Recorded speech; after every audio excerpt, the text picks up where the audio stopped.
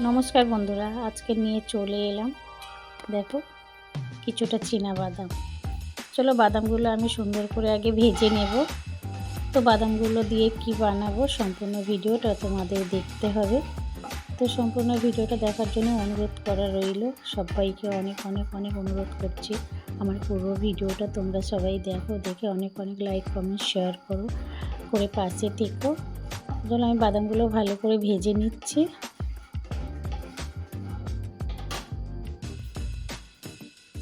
চলো আমার বাদামের খোসাগুলো উঠে যাচ্ছে সুন্দর। তো আমি একদম লোয়ে দিয়ে রেখেছিলাম গ্যাসটাকে, তো বেশি জোরে দিলে পুড়ে পুড়ে যাবে, তো তার জন্য আমি একদম কমিয়ে দিয়ে রেখেছি। এরপরে আমি একটাতে মিক্সিতে দিয়ে দিলাম, দিয়ে এর সাথে আমি একটু চিনি দিয়ে দিলাম।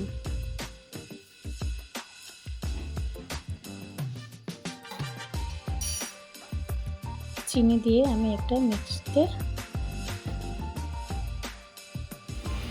সুন্দর করে আমি গুঁড়ো করে নেব। তো চলো আমার এটা গুঁড়ো হয়ে গেছে।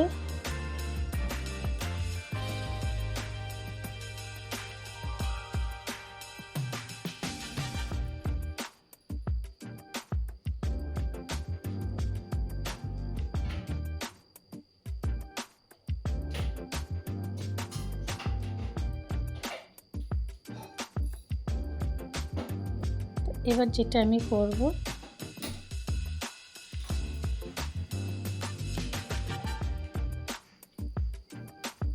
বন্ধুরা কি বানাচ্ছি তোমরা অবশ্যই আমার ভিডিওটা সম্পূর্ণ দেখো, দেখলে বুঝতে পারবে। তো আমি বলে দেব, তা তোমরা দেখো।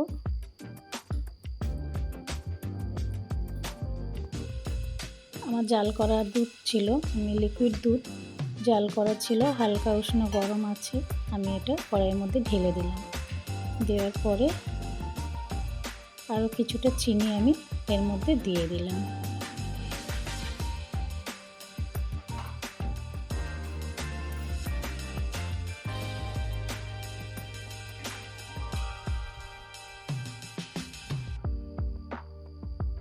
গ্যাসটাকে আমি কমিয়ে রাখলাম। তো চিনিটা গলে যাওয়া পর্যন্ত আমি একটু নাড়িয়ে নেব।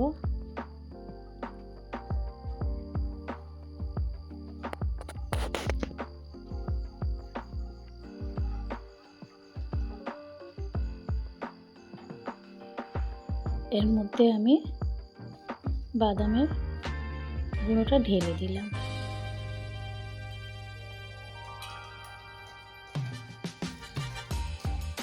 তো দোকানে থেকে তো অবশ্যই তোমরা সবাই কাজু বরফি কিনে খেয়েছো, কাজু সন্দেশ কিনে খেয়েছো। তো আজকের আমি চীনা বাদামের সন্দেশ বানাচ্ছি। তো অবশ্যই তোমরা পুরো ভিডিওটা দেখো। আমি কিছুটা পাউডার দুধ দিয়ে দিলাম।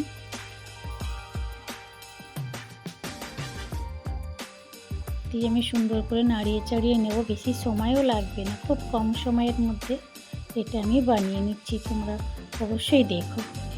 তো আমার কিছুটা এলাচের 3টে এলাচ দানা আমি গুঁড়ো করে রেখেছিলাম, সেই গুঁড়োটাই আমি দিয়ে দিলাম। খোসাটা আমি বাদ দিয়ে দিচ্ছি, খোসাটা আমি ওর সাথে দিচ্ছি না। এরপরে আমি 1 চামচ ঘি দিয়ে দেব।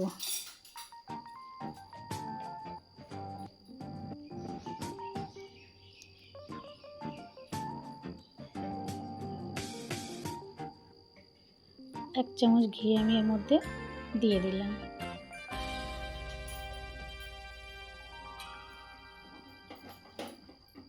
তো এভাবে একবার বরফি বানিয়ে সবাই বাড়িতে খেয়ে দেখো, দারুণ স্বাদের বরফি হবে। তো একবার খেয়ে অন্তত আমাকে কমেন্টে জানিও কেমন খেলে তোমরা।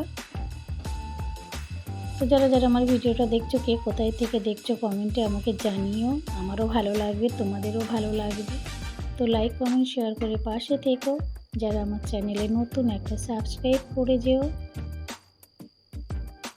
তো দেখো বুঝতে পারবে খেলে, তো এখন তো বুঝতে পারবে না, তো একবার বানিয়ে বাড়িতে খেয়ে দেখো।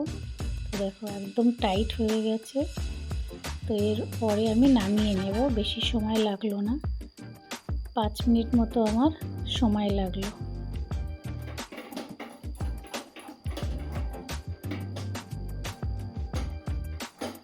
চলো এটা আমি নামিয়ে নেব, নিয়ে একটু ঠান্ডা করে নেব।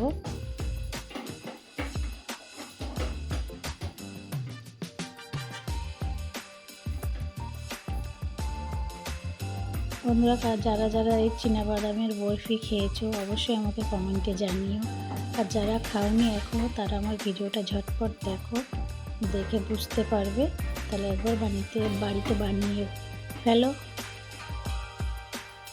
তো এবার আমি এর মধ্যেও একটু তেল ব্রাশ করে নিলাম, তোমরাও চাইলে বাটার ঘি ব্রাশ করে নিতে পারো। তো আমি এর মধ্যে একটু সাদা তেল ব্রাশ করে নিলাম। সাদা তেলটা ব্রাশ করার পরে এর মধ্যে আমি এটা নামিয়ে নেব।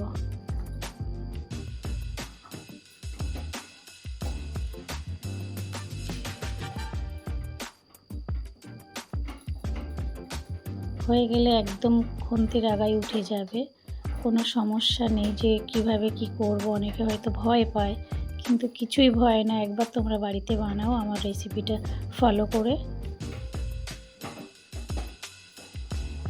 তো দেখো একদম খুন্তির মধ্যে চলে আসছে।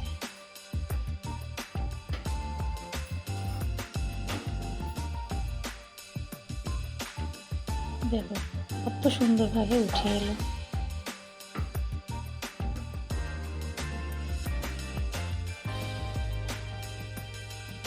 এটাকে আমি এবারে সুন্দর করে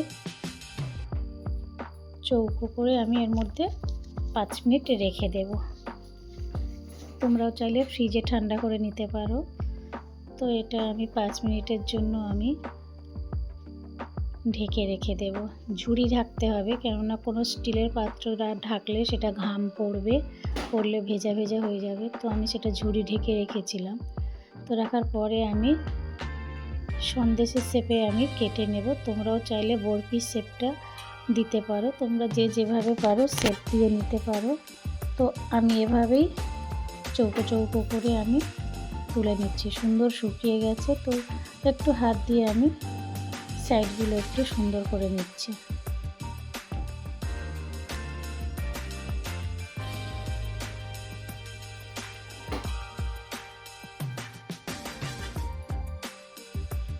বন্ধুরা যারা যারা আমার ভিডিওটা দেখছো অবশ্যই লাইক কমেন্ট শেয়ার করো। যারা আমার চ্যানেলে নতুন তারা একটা সাবস্ক্রাইব করে যেও। বারবার করে তোমাদের কাছে একটাই রিকোয়েস্ট, এভাবে আমার পাশে থেকো।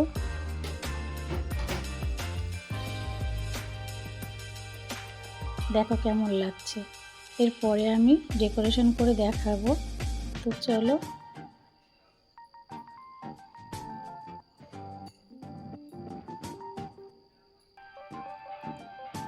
কেমন লাগছে অবশ্যই তোমরা কমেন্টে জানিও।